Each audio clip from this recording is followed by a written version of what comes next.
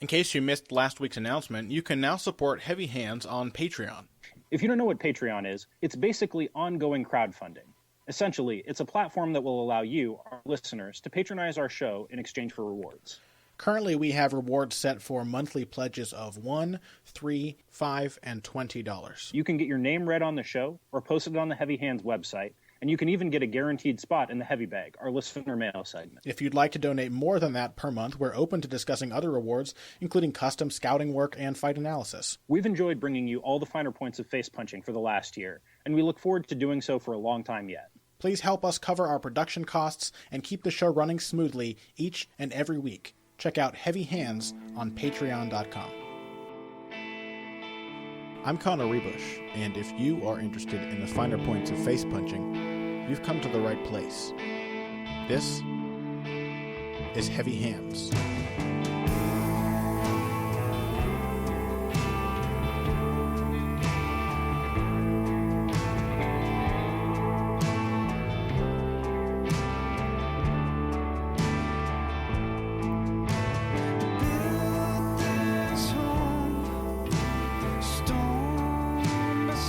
Hello and welcome to another episode of Heavy Hands. I'm your host, as always, Connor Rebush. With me is Patrick Wyman. Had to get through that intro quickly because boy and howdy, Pat, do we have an event to discuss on this week's episode. You mean just Ronda Rousey's uneventful seventh title defense? Yeah, against Holly Holm, dominant fashion. The same thing that we predicted.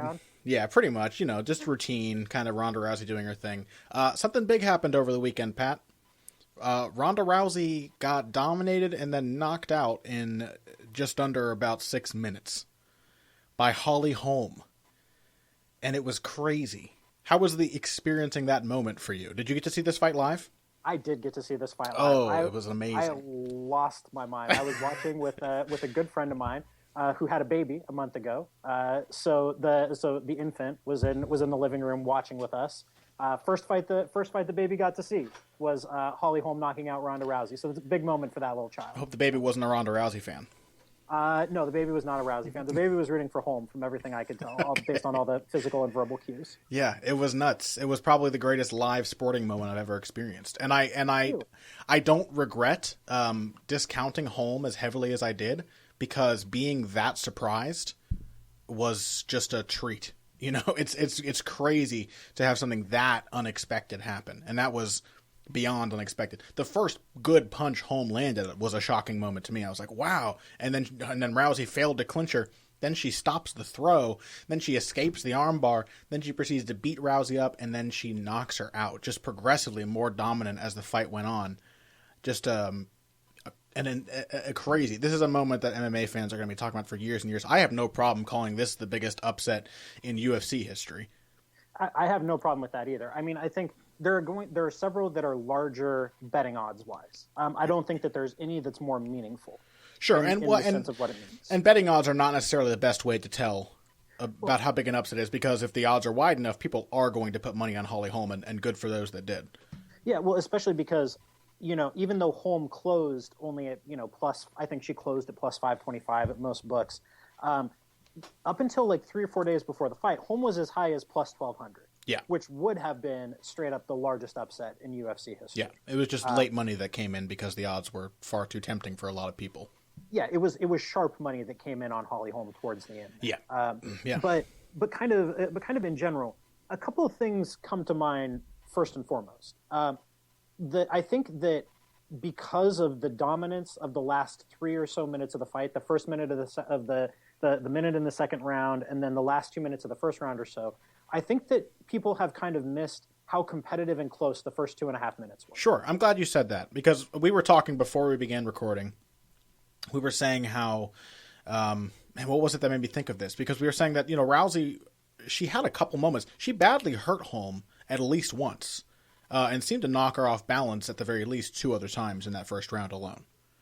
Yeah, I mean, it's difficult to overstate what a hard puncher Ronda Rousey is, and she did land in those cracked stages. When she cracked Holm with a left hook while Holm was in the middle of a leg kick, and that was when Holm shot a very clever reactive takedown, a body lock to what I have heard called a uranage counter to Ronda's attempt to counter with a hip throw. But just before she came in on that takedown, she did that takedown because she was running out of space and because she was a little hurt. Ronda really, really staggered her. She was kind of on wobbly knees and she stumbled back into the fence. I think what we're going to try to address in today's episode is kind of why this fight played out the way it did, why we didn't expect it to play out the way it did, and also how training was a major contributor, because I think both you and I believe that the training of both Holm and Rousey played a key role in the way that this fight occurred. Absolutely. I would go so far as to say that was the central narrative that I drew from this fight, was the difference in preparation and training. In like skill training and in game planning. Exactly. Both of those put together. Like, this was a fight that for Holly Holm, as much as she won it in the cage with perfect execution, she won it through her choice of coaches. She won it through her choice of training partners, and she won it through all of the specific skill work that she had done in the lead up to this fight. And you could very well argue that Ronda Rousey lost it for many of the same reasons. Although I think we can go ahead and just lead off with this. I think the claim that Rousey, and this has largely been debunked already, but we may as well jump on the bandwagon. The claim that Rousey had no game plan or that she fought stupidly by somehow choosing to strike with Holly Holm is pretty absurd. No, that's total crap. It's absolute bunk. And if to our listeners, if you haven't done so already, I don't know if you'll be able to find it, but Firas Zahabi. Yeah, they took it down. Yeah, they took the video down. You might still be able to find it up on some sites. Did a fantastic breakdown of exactly what Holly Holm did in the clinch and in the brief phases when it was on the mat to survive what Rousey had to offer, and to negate Ronda's very specific tactics.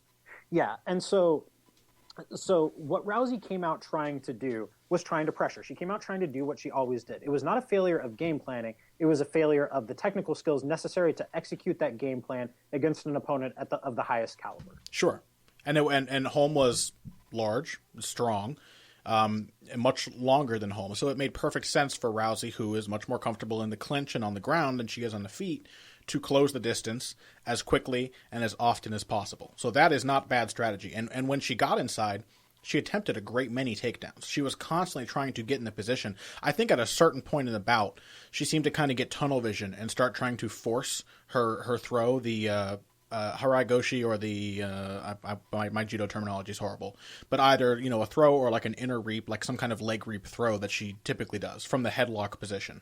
And she really started trying to force it, which normally she doesn't do. But the first throw she attempted, she did successfully transition to a foot sweep from the failed throw. But afterwards, she was tunnel vision. But, I mean, that's not a failure of game planning. That's a failure of confidence. And that's what happens when you've never been beat up in your life, and then it happens very badly with millions of people watching for the first time. Well, yeah, and it's... Like, I think we could take even a little bit more of a step back from that. Part of the reason, why did she panic? I think she panicked because she started to get tired. Why did she get tired? Possibly because she had a bad weight cut, because she wasn't in the greatest shape to start with. But I think the bigger issue was how incredibly inefficient she was. Yeah. Unbelievably inefficient with her movement, with her punching mechanics. Her mechanics fell apart as soon as she started to feel the pressure, as soon as she started to get tired, which of course made her more tired and more desperate. Yeah, I'm going to be a little bit of an armchair psychologist here, but and maybe I probably won't endear any listeners of the show to me by saying this, but I think I probably have a kind of a similar mindset to Ronda Rousey when it comes to fighting. I'm obviously not as good, and I'm not as crazy and cruel and hyper competitive, which none of those are insults. That's just what it takes to be an athlete in most cases, to be a high level elite athlete. But the thing with Ronda is, and she has spoken about the fact that she fights with a lot of fear. And a lot of fighters do. Not all fighters are supremely confident. A lot of fighters disguise their fear. They beat their insecurities in every fight. And I think that Ronda comes in and pressures, because I feel the same way. If I hang around at range and I'm like getting pot-shotted, or I'm even just failing to land, I start to become inefficient. I start to lose my nerve. And I think it happened to Rousey too. Not only that, but she was getting hit, and few things will exhaust you like just getting hit in the face over and over and feeling your strikes miss as the other person's connect. So I think as the bout wore on, the more Rousey got hit, the more she couldn't land, the more her techniques couldn't work. I suspect that had more to do with it than any problems that may have come in a weight cut, because we know Rousey has excellent stamina. You know, typically she went 3 pretty hard rounds with Miesha Tate, but she was on top the whole time, and so she was fine. In this case, she was not on top very shortly into the bout, and I think after 2 or 3 minutes she started to look like she was completely gassed.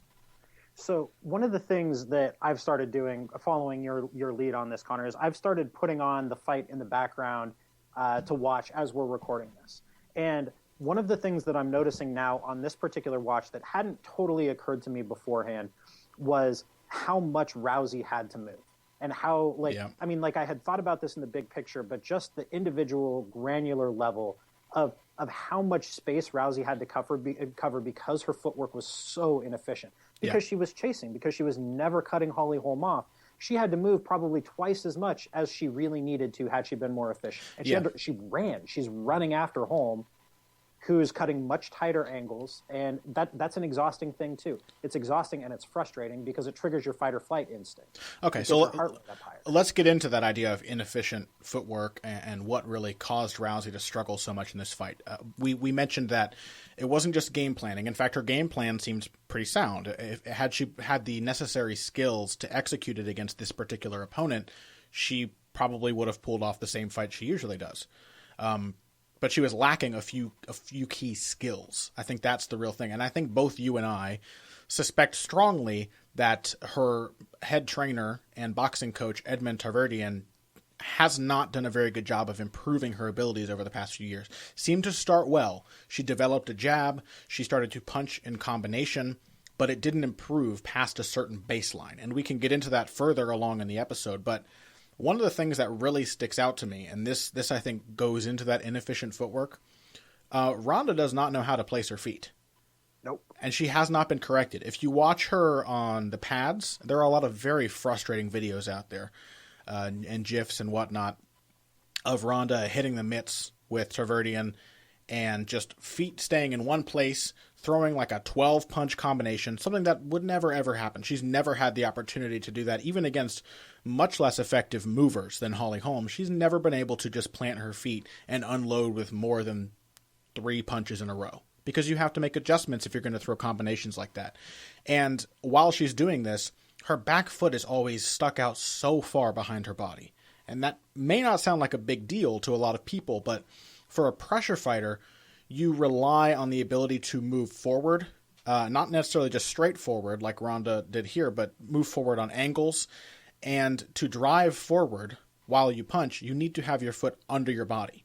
And you can get off maybe one decent right hand with your right foot behind yourself, but if it stays behind you after that and you don't bring it back forward under your butt, you cannot continue to drive. And so Ronda in this fight ended up, anytime she wanted to press the attack and throw more than 2 punches in a row, her feet got completely out of position, which made her far more susceptible to Holly Holm's punches. Because Holm is not, even after this fight, I have no problem saying, she's not a particularly hard hitter.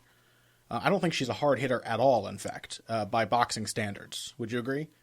Yeah, I would agree with that. But Rousey, so I managed to find a still frame picture of this that I used in my article, shameless plug, why Ronda Rousey needs to change coaches. How dare you? That shows just how far forward of her lead knee her head gets when she's throwing that right hand, when she's trying to pressure and trying to throw that right hand. And so it was a fairly simple matter for Holm to pop her with a right hook or a straight left or some combination of those two things. And that also speaks Rousey overextended. It speaks to how aggressively she was moving forward, which greatly exaggerated Holm's not necessarily impressive power. Holm got the opportunity to look like a great puncher here because she had Rousey moving into her punches over and over and over again, just doubling or tripling that impact by throwing her body mass into those straight left hands or being knocked off balance by those check right hooks. And that, I think, speaks to the other great deficiency in Ronda's skill set, which is her defense, namely that there isn't any. Yeah, there is a complete lack of head movement. So I tweeted out these statistics after they became available after the fight that Holly Holm, who is not normally a tremendously accurate striker, no. I think she landed somewhere in the realm of 20% of the head strikes that she threw when she fought Raquel Pennington. She landed a similar number against Marion Renault. Against Ronda Rousey, Holly Holm landed. I'm trying to find the statistic here. So I think it was 71 or 68%. It was 71 in the second round. Yeah, it was. She landed 29 of 44 head strikes against Rousey. She landed 65.9%. Which of is her head strikes. Which is crazy, right? That's an insane number. That is not a number that you ever see in MMA. The only person who lands at that rate historically has been Anderson Silva. Yeah, and my numbers here for UFC statistics say 33% of significant strikes in general, which also includes kicks, which she tends to be a little more accurate with, especially the side kicks coming forward, the oblique kicks, not particularly hard to land. And that number for total significant strikes was 71% against Rousey, which is an insanely high number. Yeah, that's unbelievable. Bad defensive fighters in MMA. In MMA, the numbers tend to be higher than in boxing, but MMA's worst defensive fighters usually still have a number around 50 to 60% of punches avoided. Nam Phan is probably the worst defensive fighter in UFC history, I think. Yeah. Over a large sample. Sure. And he's still around 50%. Frank Mir, another bad defensive fighter, and a guy who gets punched a lot in the clinch and on the ground. Yes. Two places where it's hard to avoid strikes. Frank Mir is still around 50%. Right. And Ronda Rousey avoided 29% of Holly Holm's significant strikes, which is abysmal. And so, just to be clear, this was Holm at her very best and at her very sharpest and at her very most prepared.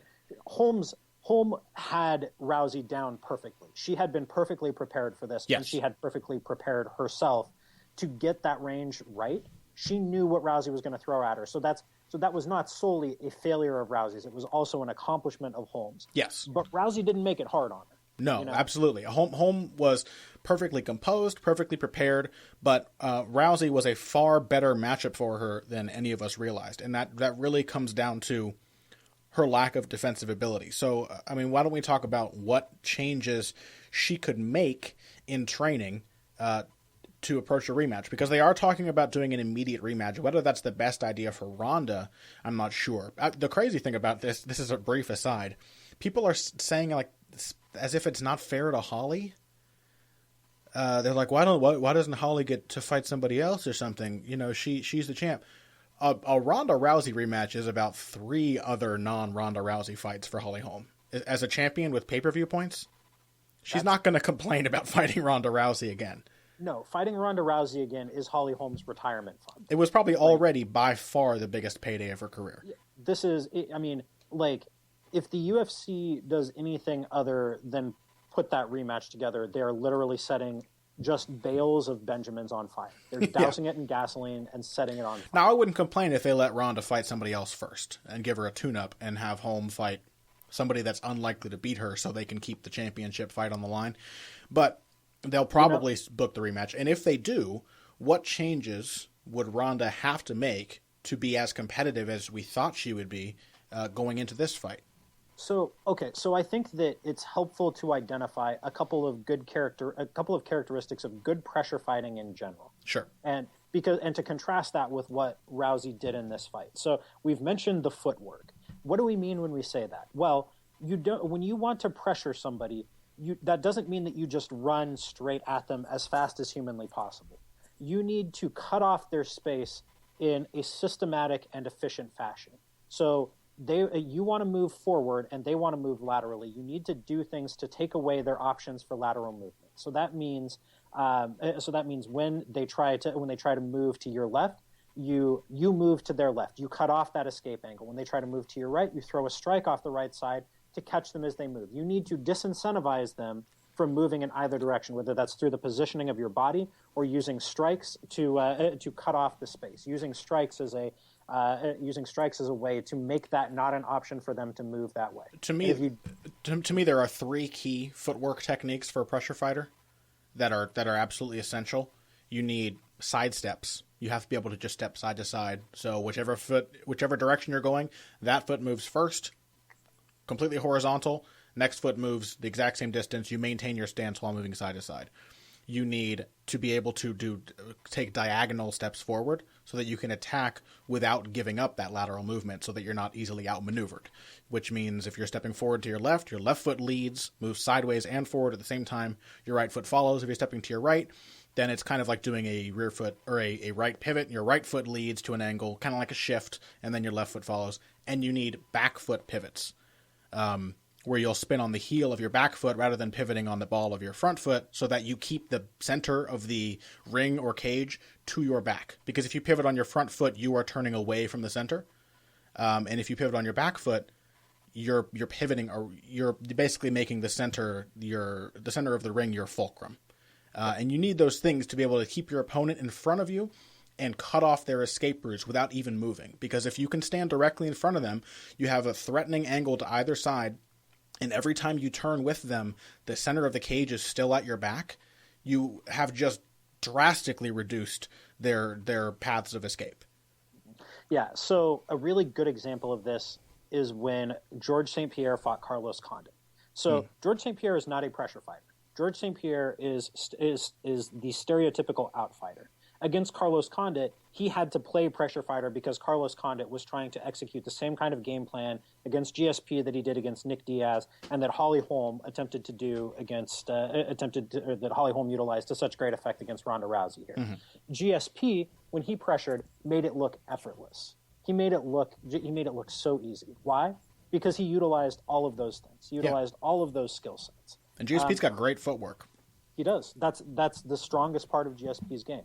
A really sneaky pressure fighter in MMA is Chris Weidman. I think for a lot of reasons, Chris Weidman is actually the closest analog to Ronda Rousey skill-wise in terms of his wheelhouse ranges, in terms of the way that he likes to fight. But the key difference there is how differently he and Rousey have been trained since the beginning of their careers. Yeah. So when you look at Chris Weidman pressure, because Weidman, like Rousey is a big, she's fast, she's got a long wingspan, she moves forward like a freight train. And you can see in your mind's eye how a less trained version of Chris Weidman, who is deceptively quick, who's very long, but doesn't necessarily jump off the screen at you as a really fast guy, how he might, under different circumstances, have turned out looking like Ronda Rousey did. Against Anderson Silva, certainly, or against Lyoto Machida. Yeah, but so Chris Weidman uses all of those kinds of footwork that you mentioned, the really slick side steps, the diagonal steps, the pivots on his back foot, but he combines them with a really strong kicking arsenal. Why? Because kicks attack space. Strikes that move in on a lateral angle like that attack space. They're not attacking on a straight line. You can't slip a kick. A kick takes away a huge volume of space from somebody who's trying to get away. Because Ronda Rousey doesn't kick. Whether your opponent blocks the kick or checks it or steps back, all of those move towards your goals as a pressure fighter. They encourage your goals, because if they step back, they're moving closer to the barrier, whether it's the ring ropes or the fence. If they block it or check it, then they have been immobilized, and at the very least, they cannot move in the direction of the kick. And at the very best, they've probably been knocked off balance. And if they don't do any of those things, they're getting hit by a kick and still having their motion stopped. So I agree. Something like that. Ronda seemed to try to do the same thing with left hooks. She was headhunting like crazy, though. A left hook to the body may have accomplished some of the same things. Those circular strikes, I think, are really important. Left hooks to the body, right hand to the body like George Foreman used so well, or like Ken Norton used when he pressure fought against Muhammad Ali the first time around in his first fight with Ali. Right hand to the body was his key punch, and it was brilliant. It kept Ali on the ropes, and then he could even mix it up with the right hand to the head, and he had right there a switch up that the champion had to worry about. So, yeah, I agree with you. An attack like that, I think defense too, and we can talk a little bit more after the break. Defense would be a big improvement for Ronda Rousey, and so we'll take a quick break here. When we come back, let's address what specific techniques we'd like to see from her for a rematch and how that might affect the fight the second time around. Okay, wait, stop. Don't skip this break. I know you skip most of them. It's a podcast. It's not a radio show. You don't have to listen to the commercials. But if you follow my very simple instructions, you'll be doing a huge service to Heavy Hands, Pat, and myself. First, go to Stitcher.com or iTunes.com. You can use either of those services to subscribe to the show, which makes it really, really easy to listen to every episode and not have to go hunting for it on our confusing, badly designed website.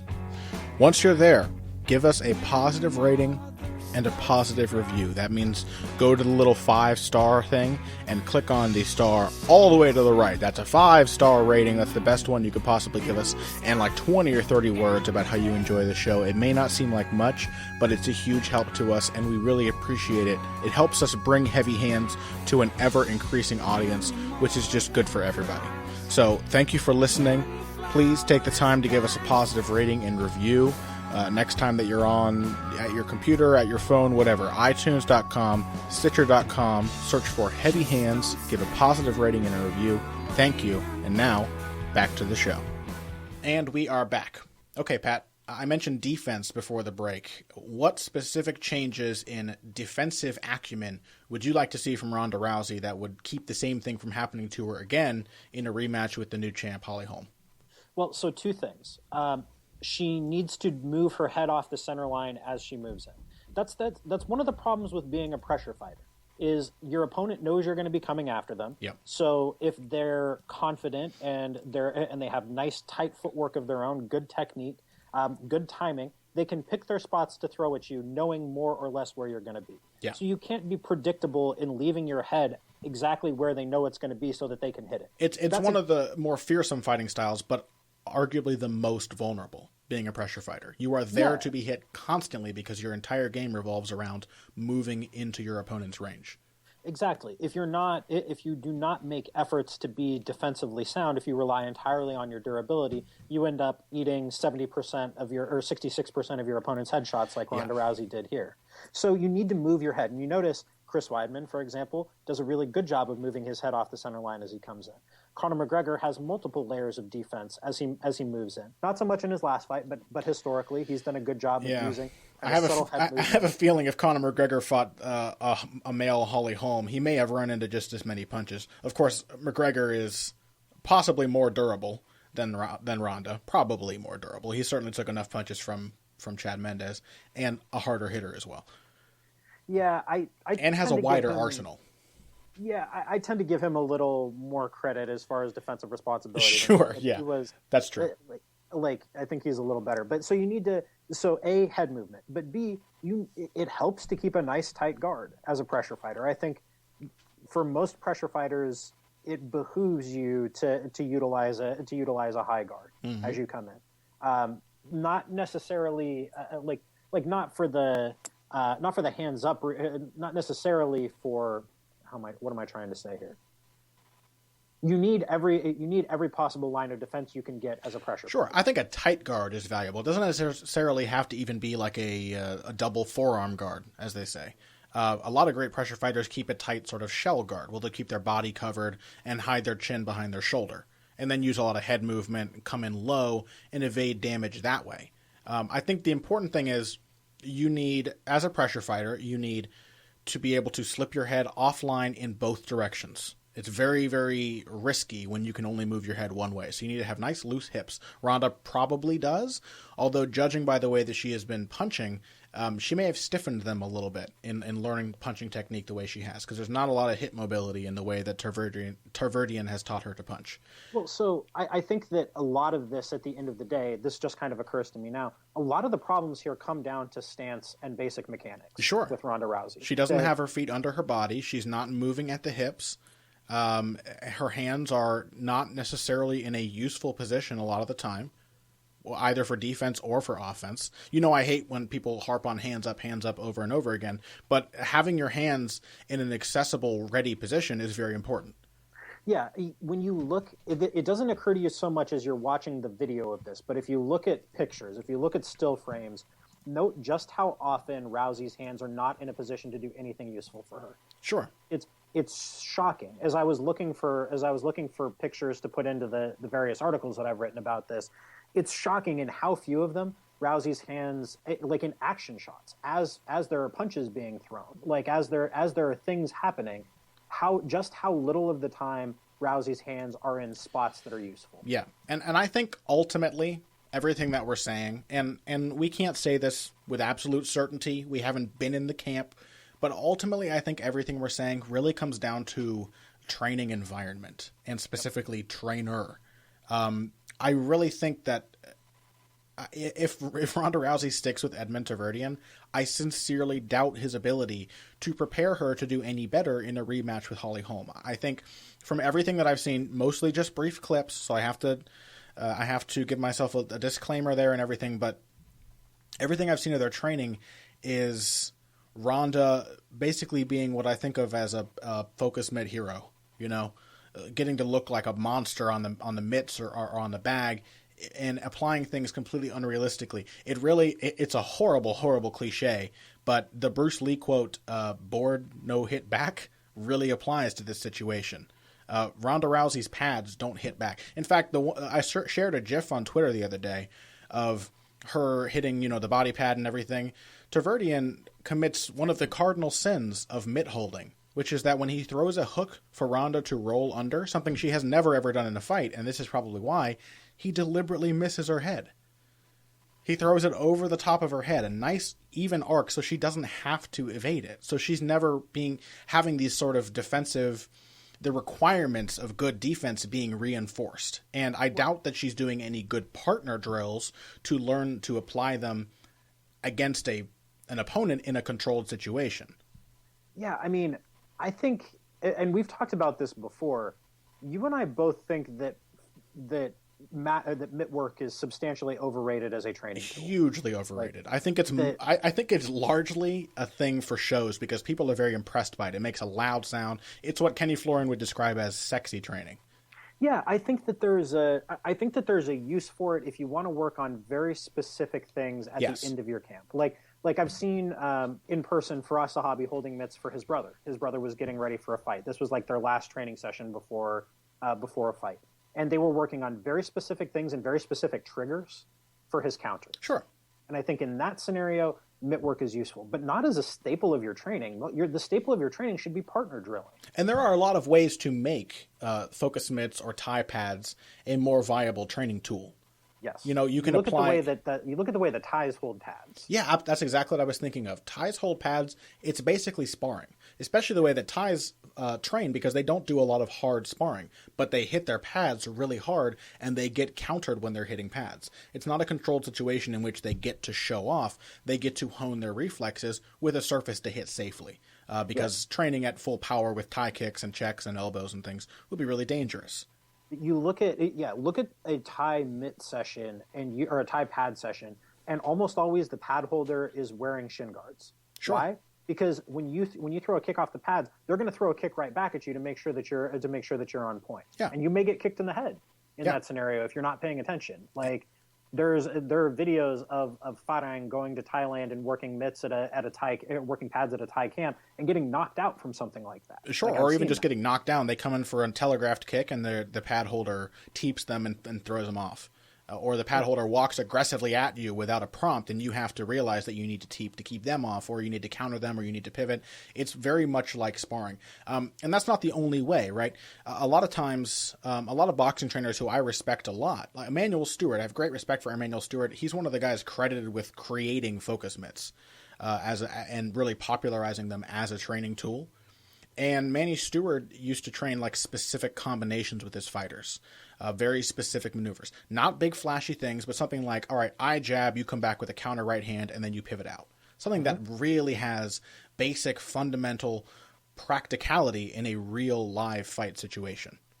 And you run that over and over and over again. Not something that takes a lot of memorization and looks really cool, but you're just doing a very simple mechanic over and over and over again so that when you slip a jab in a fight, your body knows the right hand comes after it, and then you're moving out of the way, and that's it.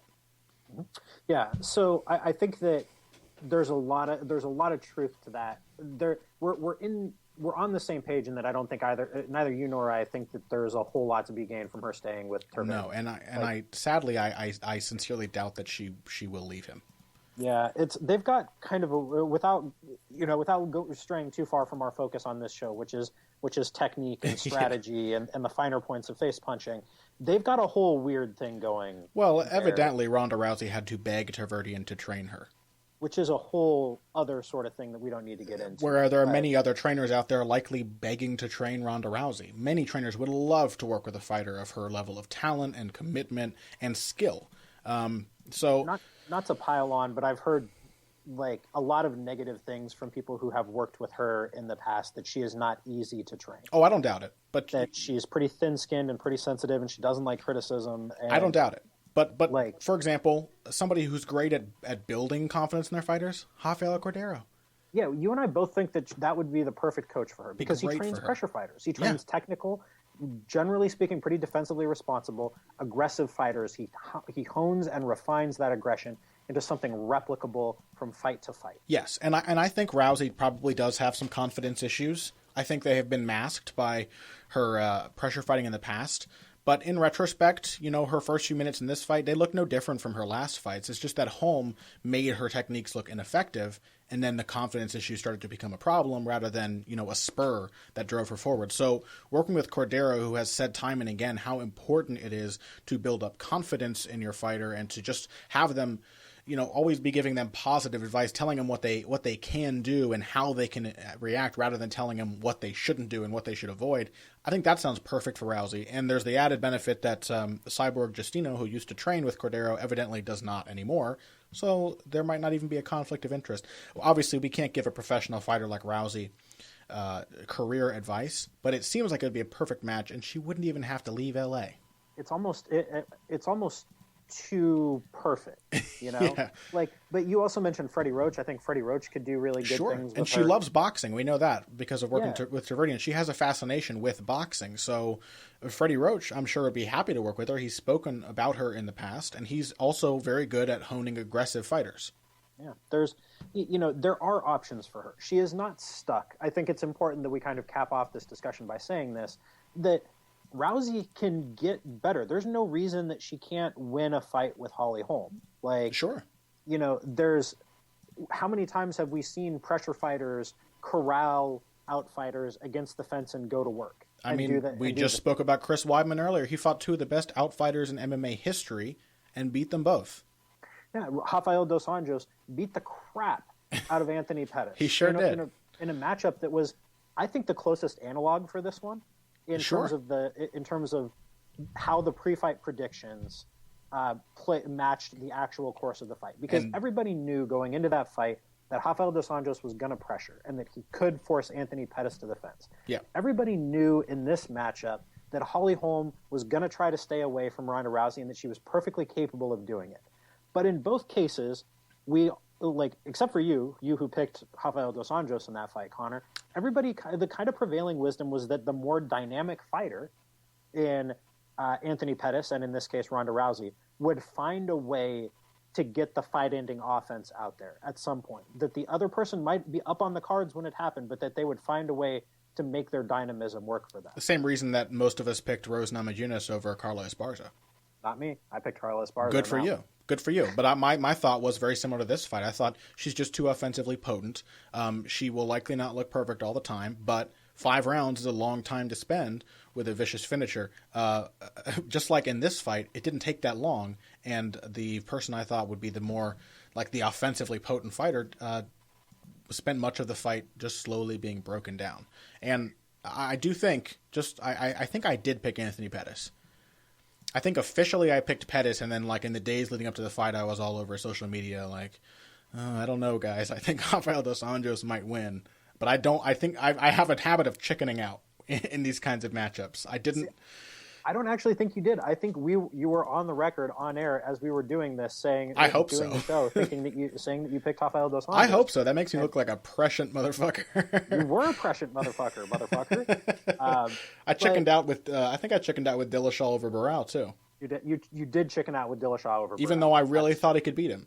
Yeah, you were the only person who gave him a chance. Yeah. Yeah, but I did pick Weidman over Anderson, but that was back before I knew anything, so that was just luck. So you don't count that. No, it was just luck. Yeah. No, I think I think that's a pretty good way to bookend this. But there's, I think it's important to to put this out there a little bit more, because so much of our discussion has focused on Rousey, like just how fucking good Holly Holm was. Let's talk about Holm. We have we can do another 5 or so minutes in this segment. Let's talk about Holly Holm, and we can get to Ioana Jedrzejczyk and then any heavy bag questions we may have in the final segment. What did Holly Holm do so well? What were the key aspects of her game plan, the way you saw it? Well, so first and foremost, it was stay off of the fence. Sure. That in a matchup like this, I think it's easy to be confused as a viewer, and I can see why people thought that, well, Rousey was just content to box with Holm, that Rousey was just content to strike with her, because what you don't see are all the times when this fight could have ended up in the clinch, but it didn't. Yeah. And the way that you do that, first and foremost as an outfighter, is by staying off the fence, by not allowing the infighter to collapse the distance. And I think very importantly, the way that Holm executed that, the way that she managed to do that, was by timing her footwork and her punches together. Correct. It was beautiful. We have never seen Holm so tight. I think since she fought on Sophie Matisse the second time, so tight with her footwork. Yeah. Yeah, absolutely. And we spoke about this when we talked about Stefan Struve, and let's not mention that name as it pertains to this card. But when we talked about Stefan Struve's fight with Big Nog, we talked about how he finally did a good job of landing his shots and then using that brief window of opportunity, that moment of hesitation from his opponent, to then circle. And timing, mixing between the two, knowing when to punch, knowing when to move, and using both of them in concert to keep himself off the fence and to keep his opponent at range. And Holm did that beautifully with her straight left, with her check hook. I'm still not the world's biggest fan of her punching mechanics, but her application, her timing of her punches was just a beauty to behold. And she had the great advantage of an opponent who was making her look like a hell of a puncher by running chin first into a lot of the shots. Well, this was the cleanest Holm's right hook has ever looked, I think. Sure. Yeah, I think that's fair. This was by far the best that punch has looked. She had great timing on it. She did a great job of putting it out there to disrupt Ronda's jab, of extending her lead arm to disrupt the kind of probing jab that Rousey likes to use to keep you backing up in a straight line. And you know what else I love that she did? A very tricky thing. That she got Ronda to jab into her hand. Because Ronda typically has decent jab. It's a good pressuring tool for her. She'll come in behind a double, triple, quadruple jab and follow up with the right hand or the left hook, or just use it to push her opponent to the fence. Holm spent so much of the early going in that fight at range, giving Ronda an open lead hand to throw into, and parrying when she started to actually aim for the face, that towards the end of the fight, and I have no doubt this problem would have gotten worse had the fight gone on longer, Ronda was actually shooting for her hand. I don't think she realized it, but she was no longer aiming for Holly's chin, which meant that Holly... I'm watching this first sequence right now. The first jab that Rousey throws, Holm parries it. The second jab that Rousey throws, Holm lands a kind of a looping right hook over the top of it. The next time Rousey throws it, as she's trying to pressure, Holm parries it again. Rousey does not land a single one of the first 6 or 7 jabs that she jabs that she throws. And then, though she didn't realize it later in the fight, she wasn't even trying to land them anymore. Yeah, it's amazing how fast. Now that I'm just watching this this over again, how fast she abandons the jab for the left hook. Like, as soon as Holm lands the first right hook on her, the first clean right hook, she lands a clean right hook on her at about 4:08 of the first round. Then suddenly, and then she lands another one at 4:04. Then suddenly, Rousey stops working the jab, stops aggressively working the jab, and then she starts going to right hand leads. Yeah. And that's when her pressure starts to fall apart. I will give Ronda a little credit with the abundance of left hooks. I think she probably thought that she could get around Holm's parry, in that she had Holm's hand out of position, but Holm was so aware of this that, and also credit to Rousey, she did land a really good left hook in this fight. She did. She landed 2 decent ones. One of them was stupendous, and nearly had Holm out. She had her on rubber legs. But Holm was so aware of this that she only had to worry about the left hook in the right hand, because Rousey, even when she did go back to her jab, she just was not actually aiming for Holm's chin, because Holm was so successful in parrying it early. Yeah, it's a beautiful, and I think the right hooks matter too, because they disincentivize. Yeah. They disincentivize you from throwing it in the first place because you're nervous, whether you realize it or not, about getting countered. Yeah, you want to keep your hand at home where you can block something.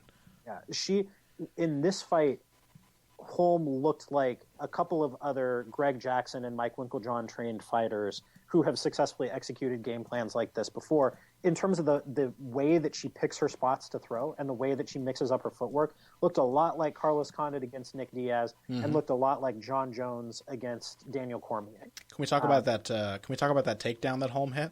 Oh, that was so gorgeous, man! So beautiful. Because first of all, how smart was it that when she was hurt from that left hook, she dives in, grabs the body lock, gets the takedown, and then immediately gets back up. Yeah, absolutely. This is one of my keys in my game plan before the fight. I said Holm needs to. I said reactive takedowns, which obviously made a lot of people think I was nuts. And it sounds nuts, right? Because if we think of fighting every skill set as just kind of a flat spectrum, then Rousey's the better takedown artist, obviously. So why would Holm even try to grapple with her? But the reality of being an outfighter is that you cannot just run away the whole time. Nope. You can't backpedal constantly. If you're in against someone who wants to hit you and wants to close the gap, they are going to do it. If you go into that's like going into a knife fight expecting yourself not to get cut. You got to face it. If you want to take a knife away from somebody, you're going to get slashed up all over your arms and back. You're going to get cut. And that's what happens in the fight with somebody like Ronda Rousey. She's going to come at you. She's going to get her hands on you. She's going to get you to the fence. She's going to hit you. You have to learn to mitigate that. And what I love about that takedown that Holm hit, and this is why, because I didn't think she would necessarily even actually finish one. I just thought it'd be good for her to get in and get out into the close range on her own terms. Because if she's trying to run away like Betch Correia did, and just backpedal, or like Sarah McMahon did, and let Ronda choose when and how to clinch, or let Ronda swing away while she was trying vainly to escape, then she was going to get beaten up, or she was going to get taken down with ease. And so I love the fact that at the moment when Holm was dazed and quickly running out of space, Ronda was really coming in for the kill. She chose to close the rest of the distance, the little distance that remained. She closed it herself and put Ronda on her back. And how did she do that? She dropped her hips down below Ronda's. Yeah. She dropped her hips down. Like, she's the first person that we've seen fight Ronda Rousey who was ready, willing, and able to get her hips down at the moment they got into the clinch. How much is it like Alexander Gustafsson taking down both Daniel Cormier and John Jones? Being the inferior wrestler, having the lesser grappling credentials doesn't mean that you have to stay away from an entire phase of fighting. In fact, quite the opposite. I think you have to put your stamp on every phase of fighting to prove that you're in there to compete. You just have to do it wisely. And being a boxer, Holm just basically used good timing. No matter what sport, if you're a combat athlete, you should develop a sense of timing. And a good timing on an entry can make up for a lot of deficiencies in grappling skill. Absolutely. Like, when you get to pick and choose the situation in which you execute your technique, you drastically improve your chances of working. Alexander Gustafsson's not a brilliant takedown finisher. He understands the mechanics, but he's not an amazing takedown artist. He just has really good timing. He hits guys when they're off balance, and it puts them on their backs. Holm did the same thing. It wasn't as pretty as Gustafsson's, but she took down Ronda Rousey. I think that's a pretty big thing for somebody like Holly Holm. It certainly is. I mean, so what emerges from a comparison to the other Jackson Winkeljohn trained fighters who have had game plans like this is just how good that management of space and time really is when they're faced with an aggressive opponent. Yeah. Like, they really have figured out how to cut it close. Like, not so much, and we saw this when Holm kind of struggled a little bit with fighters who were content to stay away, who weren't going to just charge in after them.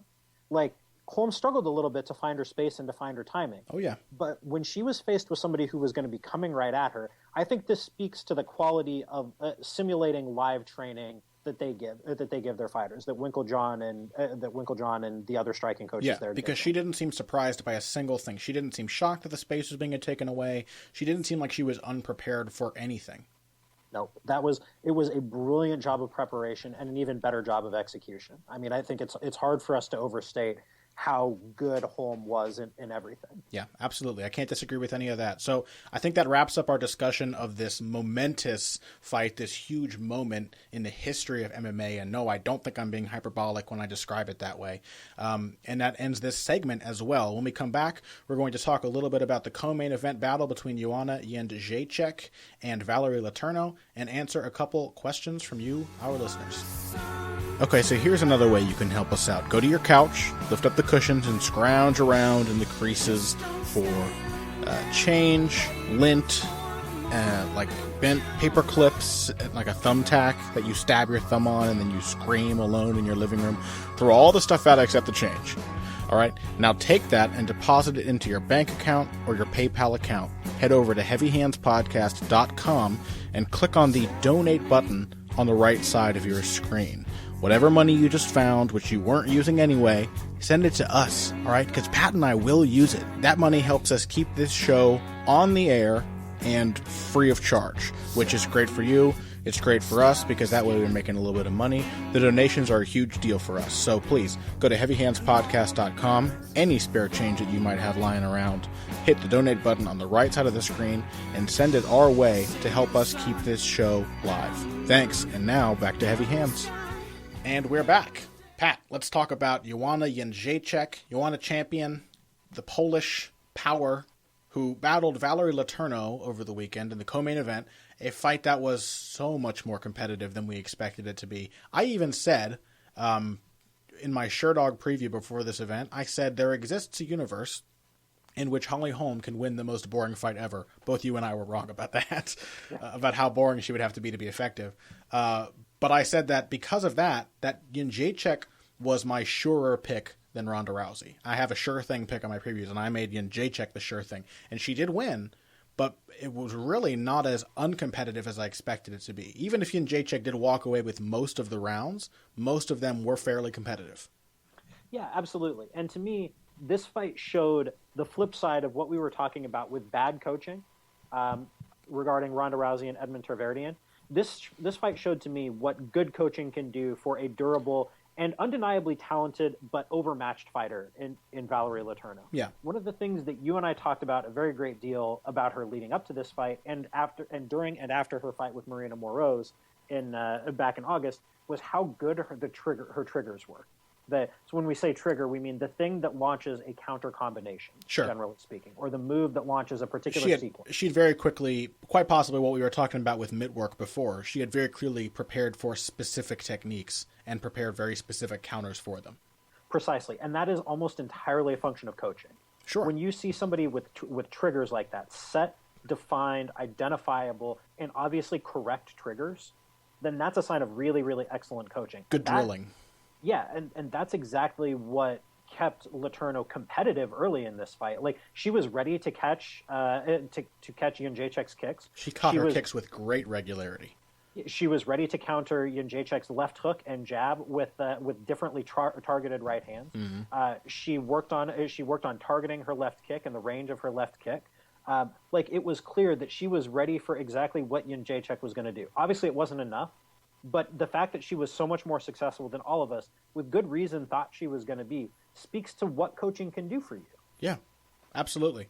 I was very impressed with her, and I think a big factor here too was that she was durable enough to take a. I mean, and I did say when I picked the fight, did you call what round did you think that she would be out of there in? I thought she'd be out of there in the third.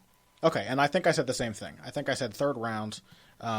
In my final verdict in my preview, and I thought that was because of her durability. And she's definitely tough. She's shown that in all of her fights, and she definitely showed it again in this one. So I think that really helped her because Jedrzejczyk could not rely on the same kind of impact that she's had in other fights. And while she's not a ferociously hard puncher, she's always been more attritive than a one-punch knockout artist. She typically gets respect for her punches, and Letourneau was not willing to respect them. Even when she was having her head snapped back by jab after jab in the fourth and fifth round of this fight, she kept coming forward. And so Jedrzejczyk really had to adjust and fight a different kind of strategy while dealing with the fact that Letourneau was very well prepared for her usual tactics, which I thought overall was very impressive. Still, Jedrzejczyk proved herself to be a very, very capable adjuster. Yeah, and why did she have to adjust? Because she broke her right hand. Yeah. At some point during the fight. So normally, what we see when Jedrzejczyk gets comfortable is cross after cross after cross, following in some order with her jab and her left hook. Yeah.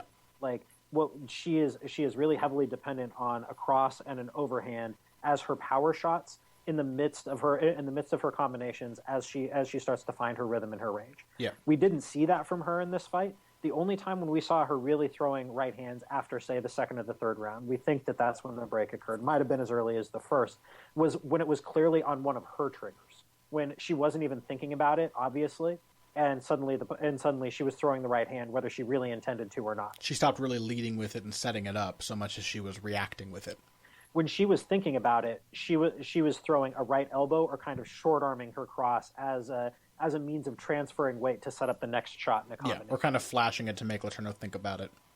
Agreed. Absolutely. And I think it really speaks volumes about the depth of her skill, that she was able to adapt so well despite that. That, as you pointed out just a few moments before we hit the record button here, that she still doubled Letourneau's volume despite lacking one hand. Yeah, Letourneau landed 103 significant strikes in the 5 rounds of this fight. Ioana Jedrzejczyk landed 220. Which is insane more than volume. doubled it. Yeah, it's bananas. I think it's the most in some kind of history. Was it the most in title fight history? There was some statistic about it. It may have been the most in title fight history. It's a lot of strikes. That's an unbelievable volume.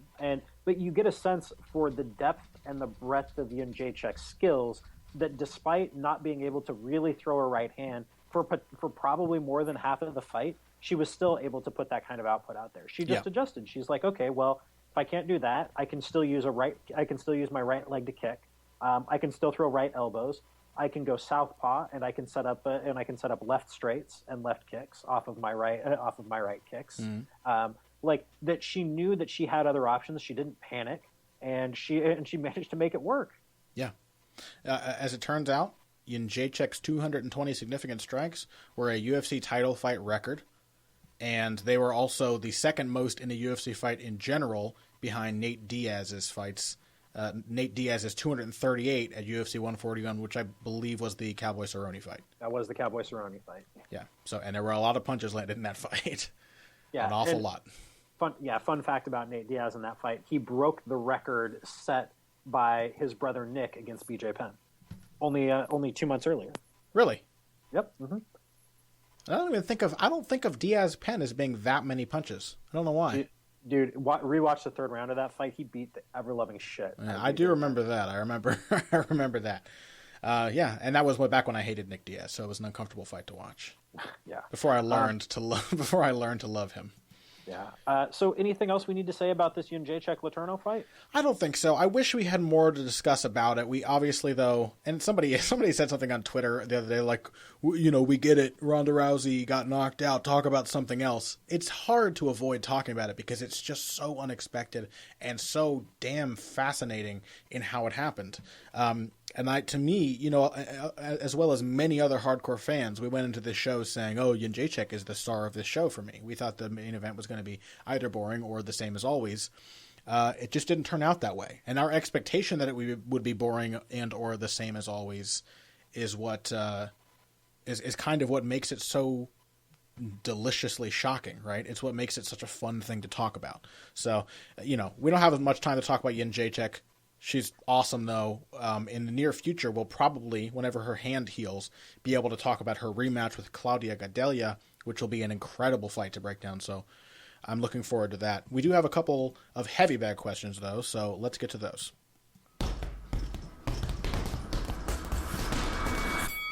And these are questions from our Patreon patrons. If you guys want guaranteed access to the heavy bag, and we will still be cultivating for occasional questions from Twitter and whatnot, but if you want a guarantee to get a question of yours answered on the show, you have to subscribe to us on Patreon. A $5 pledge is all it takes, $5 a month. The cost of a cup of coffee, especially if you drink fancy coffee, gets you a question answered on the show. And there are lots of other rewards on offer there, so check that out. Our first question comes to us from Carl Kalmer, who very kindly pledged $5 to us in the month of October. And Carl wants to know about Mark Hunt, one of my favorite men to talk about. his question basically boils down to Mark Hunt had a very horrific past, which he's talked about in his book, Born to Fight, which included his father beating him a lot as a child. And Carl's question is, has Mark's sadistic father shaped him into a fighter who can't be broken inside the cage, and his only downfall will be the result of lack of focus and or aging? Do you think that kind of background can shape a fighter in that way, Pat? I think it absolutely can. Now, with regard to, I think with regard to particular things, in this case, can Mark Hunt be broken? I mean, I think that we saw him I don't think that he will break on his own. I think that you can break him. We've seen him separated from consciousness. Yeah, I mean, I think Stipe Miocic broke him physically. I don't think that he broke him mentally. I think Hunt would have happily kept fighting for as long as humanly possible. So on that point, because I think largely Carl's the crux of his question is, can he be mentally broken? And he doesn't seem to be easily mentally broken, at the very least. I'm not sure I've ever seen it. Yeah, I don't think that he can. I mean, I think that one of the interesting things about combat sports is the way in which there are a lot of people who come from pretty horrific backgrounds who use that as fuel for themselves. I think one of my colleagues at Bleacher Report, Sidney Jones, wrote an incredible article about Randa Marcos and the abuse that she suffered at the hands of her father as a child. And Randa Marcos is not somebody who's going to break in a cage fight. You know, she doesn't seem like it. I think that there is a correlation there between people who have had to overcome some pretty incredible things. I think Brian Stann is another one. Brian Stann I think a Bronze Star in Iraq. He's pretty clearly a guy who was never going to break in a cage. Yeah. That there are things that can happen in people's pasts that shape them in such a way as to be essentially unbreakable, and something as small in the grand scheme of things as a fight between two people in a ring or a cage. Sure. Absolutely. Jose Aldo might be another example. Oh, God, Jose Aldo is a great example. Jose Aldo comes from a very rough background, growing up in a favela in Brazil, very, very poor. And one of his great quotes is that he's not afraid of losing, he's afraid of hunger.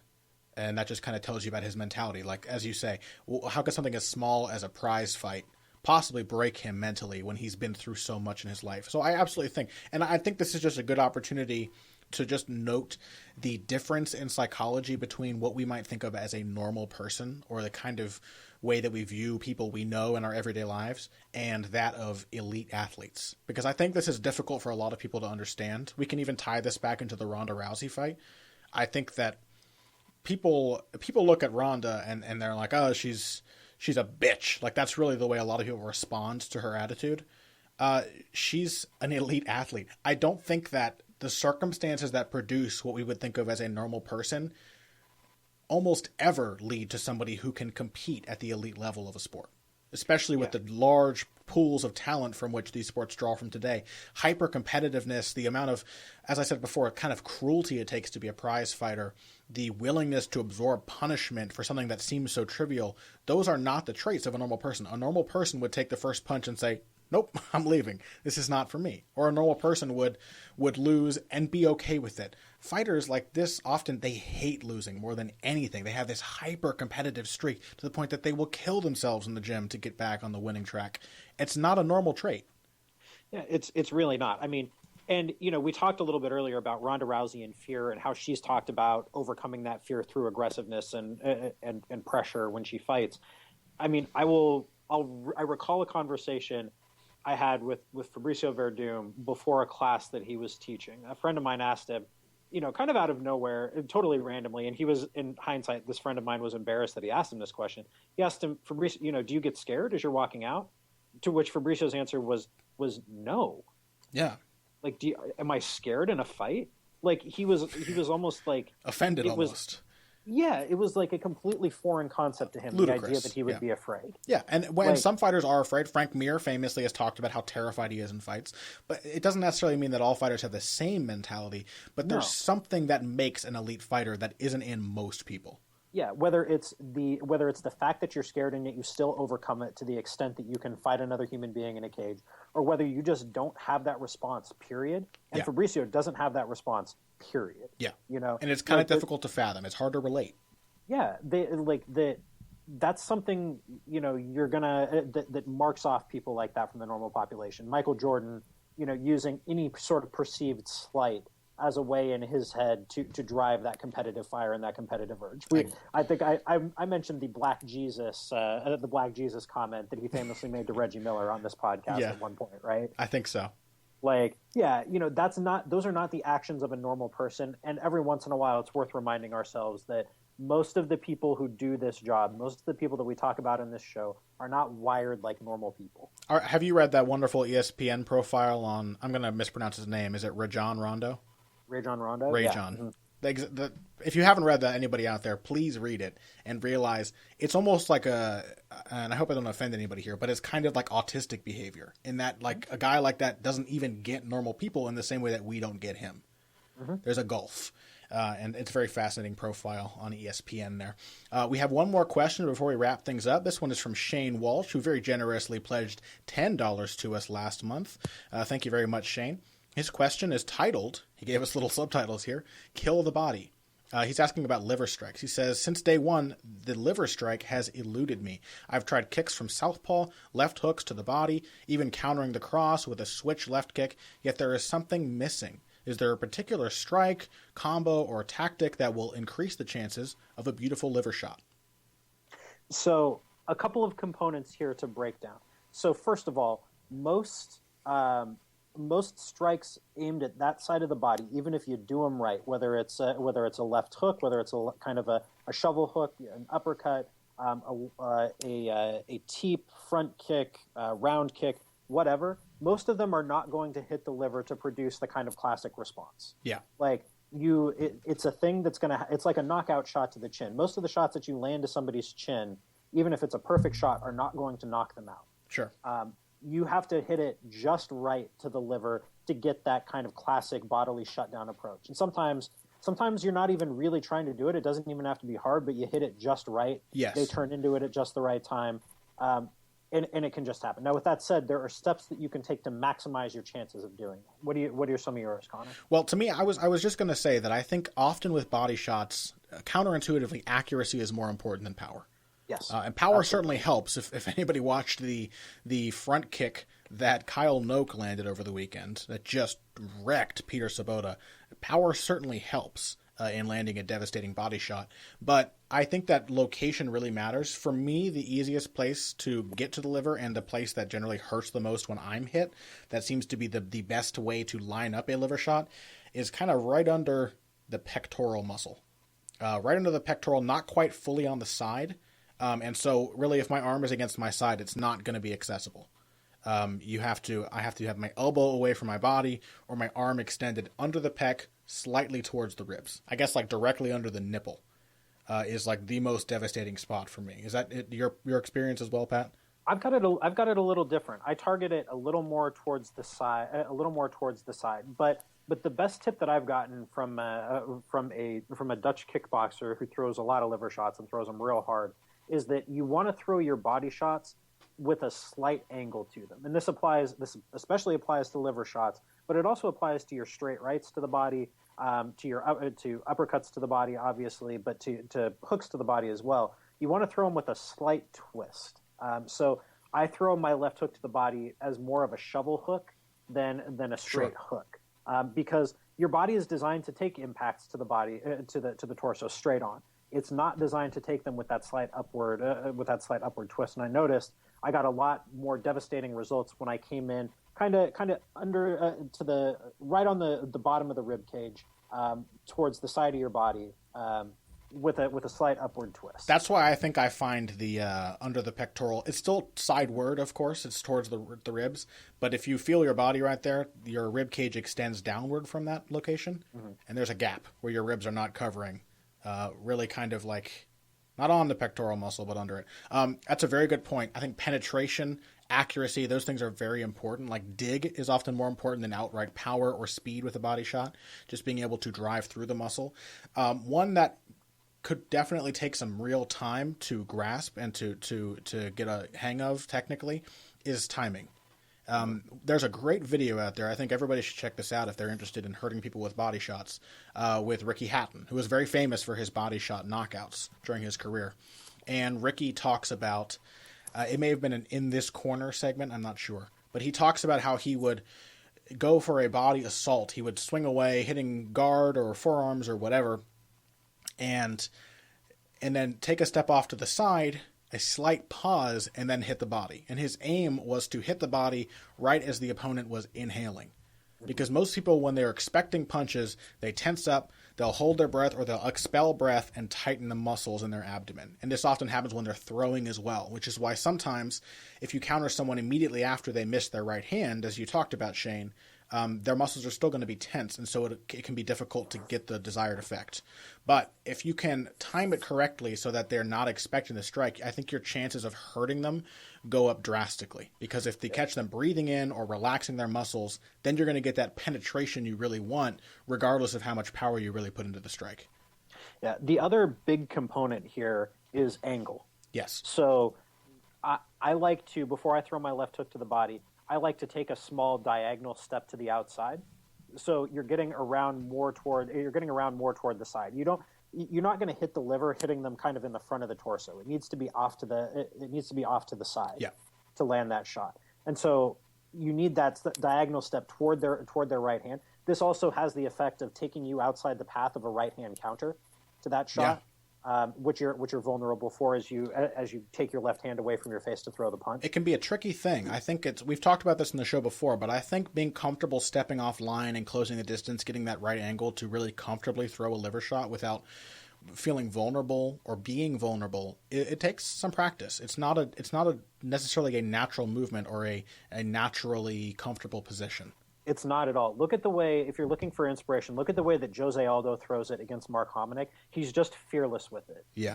And you got to be kind of willing to know that you got to be kind of willing to take the potential counter shot. Your opponent isn't going to throw it very often, but you have to know that it's there, and you have to be comfortable to throw a lead left hook to the body like that. And one little caveat for you, Shane, since I love taking apart southpaws, the right straight is a great southpaw liver shot weapon. It's a little difficult. The thing about southpaws is their liver is closer to you, so it's there to be hit where it might not be on orthodox fighters when it's hidden behind the rear arm and further away, which makes that step forward to the angle so uncomfortable because you have to cover all that distance to get in. For southpaws, a right hand counter to a southpaw jab as their arm is extended, a very reliable way of hitting their ribs as they turn their body and expose the liver. So I had one more note on the angle thing. And that's when you throw your left kick to the body. If you're trying to hit a liver shot off that, take a nice step into it off to your right side. Take a nice big step, because what you want to do is you want your shin to be braced across the front of their torso. You want to lay it across under their ribs. Yeah, and you want your foot the same way that with a head kick, a properly placed head kick, your foot should bend and snap around to the back of their head with your shin laying across the side of their jaw. Your shin should lay across their stomach, and your foot should snap around. It should bend as it impacts and then whip around and snap into their liver. So that angle is very important, because you're not going to hit, generally speaking, your liver with their liver with your shin itself. It's going to be your foot snapping around the same way a baseball bat or a golf club bends on impact.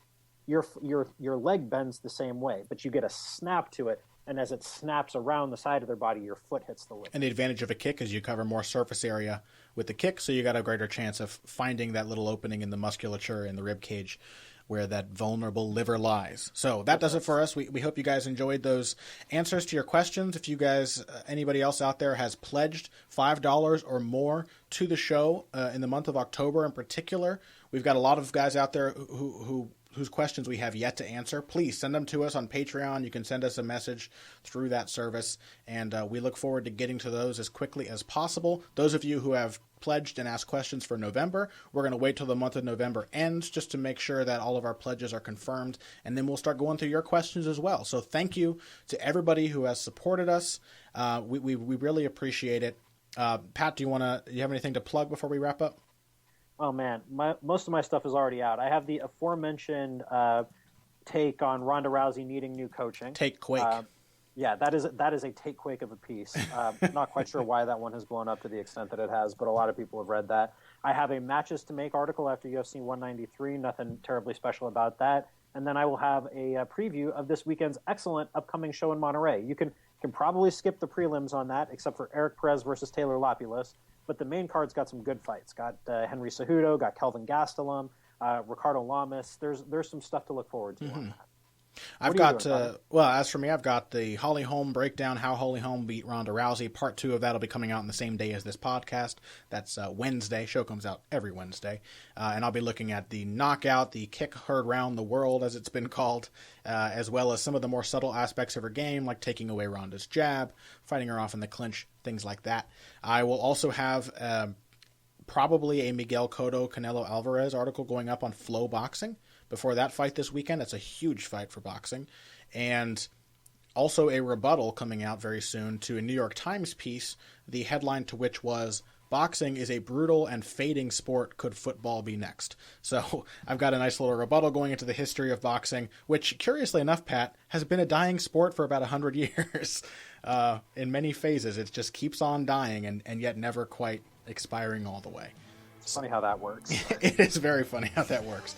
So anyway, thank you guys for listening today. Thank you to those of us who have pledged to us on Patreon. That has been a huge help, and we really appreciate it. We hope you were as wonderfully shocked by this weekend's events as we were. Fantastic fights, fantastic upsets, just everything you want in a fight card. And we hope you enjoyed today's show. If you came here today for the finer points of face punching, you came to the right place. This has been Heavy Hands.